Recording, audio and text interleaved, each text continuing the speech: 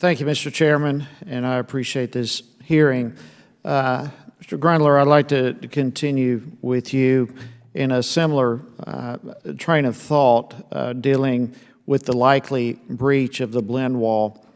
As you know, the EPA has approved E15 for vehicle manufacturers from 2001 to the present. However, most of the manufacturers are clear that they do not recommend E15 for the vast majority of vehicles. In fact, I've got a chart that I wanted to see if we could put up here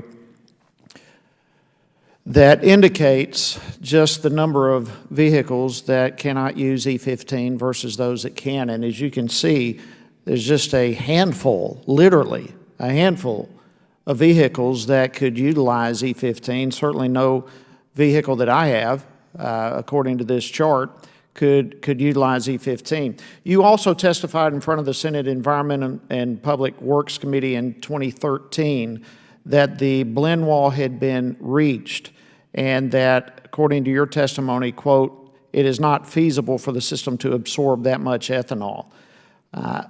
Well, this fear certainly has become true now with the 2016 rule breaching that blend wall, and of course that raises concern. But here's the thing that I want to ask you specifically. The 2007 Energy Independence and Security does allow the EPA to have authority to waive the RFS requirements if, and this is a direct quote from the statute, if implementation of a requirement would severely harm the economy or environment of a state, a region, or the United States. Now, based on the chart that we just looked at and all these other things that have been discussed, how can it not be recognized that the 2016 rule is going to have a negative impact on the economy? We have exercised the tools that Congress provided to adjust the numbers in the law substantially downward, but only to the extent that we thought was necessary. We put a lot of effort, and this is all described in the final rule. So while the final standards, we believe, do go above this blend wall, the marketplace will have choices on how to achieve those standards. We think they are achievable, but we think we've done it in a responsible way. Well, according to the chart that we put up, you're going to create an enormous economic problem for the vast majority of vehicle owners in this country. Let me just ask you, Mr. Loris, a similar question, just to get your input. What would you consider would be the economic impact of breaching the blend wall?